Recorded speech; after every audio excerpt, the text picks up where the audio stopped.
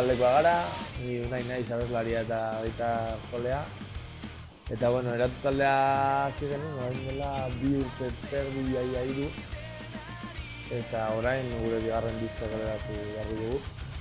Lehenengoa grabatu genuen Bonberenean, Carlos Zinagarekin eta 2 urte pasata gero, berrogei kontzertu jota gero. Bigarna grabatzen hartu ginen, Usurbilgo Igain estudioetan abitarra dugu. Eta orain, ikusi gordua non defendatzeko.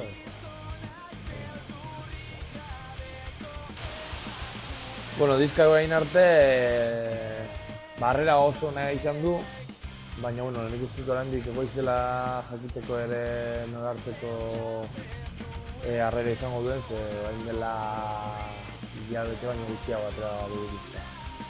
Orain arte jo ditugun 3 kontzertuetan oso harrera eduki dugu, jendeari gustatu zaio, disko asko gustatu zaie.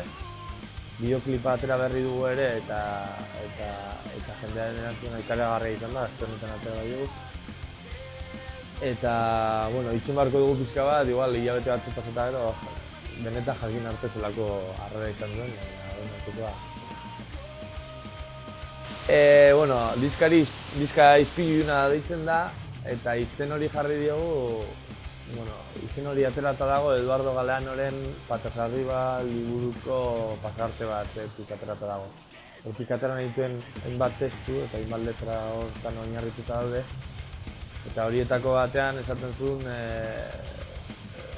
bazela behin mundu bat, non mundu alderantziz ikusteko izpilo bat behar genuen, baina orain bakarrik lehiotik egitatuta mundu alderantziz ikusten dugula. Orduan, jokatuta pixka bat izpiluarekin eta gaurko egoera nola ikusten dugunarekin jokatuz, hemen izjoko antzeko bat,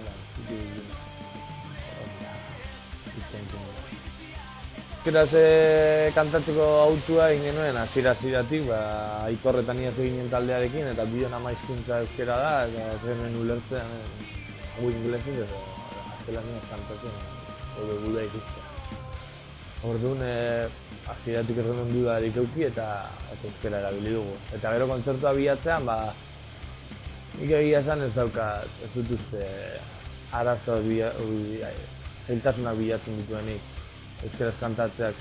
Lehenengo musikarekin iritsiko zara jendearen gana, eta gero jendeari zure musika gustatzen zego, bai euskera txinoz edo swahiliz kantatu, informatu nahi duenak zer buruz hitz egiten duen, informatuko da, eta gure webean ditatuko.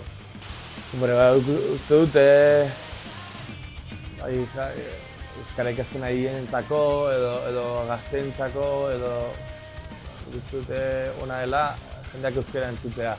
Gure hizkuntza, entzutea gustot ona dela, eta gero nahi dutzen zait ere, olako talde handie, Berri Txarra Zermuguruza edo olako talde handi batzuek, mundura nola euskara eramaten duten ere, eta jendeak horren bidez ere behintzat pixka bat zer informatuko da, zer gauden, bizi garen, zein den gure hizkuntza, eta bueno.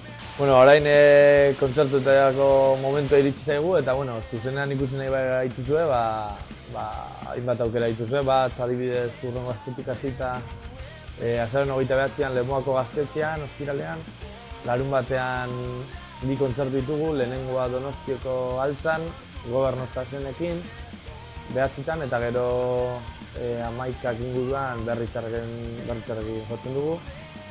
Gero abenduak 7an Durango nengo gara Hautsenean, abenduak 7an ere Gazteiz nengo gara Geldora Garetoan.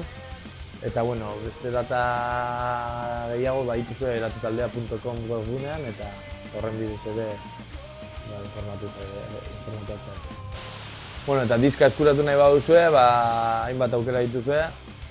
FNAC Elkar eta olako dendetan badago, gero Gazteiz Nagriez Erdizka tabernan badago.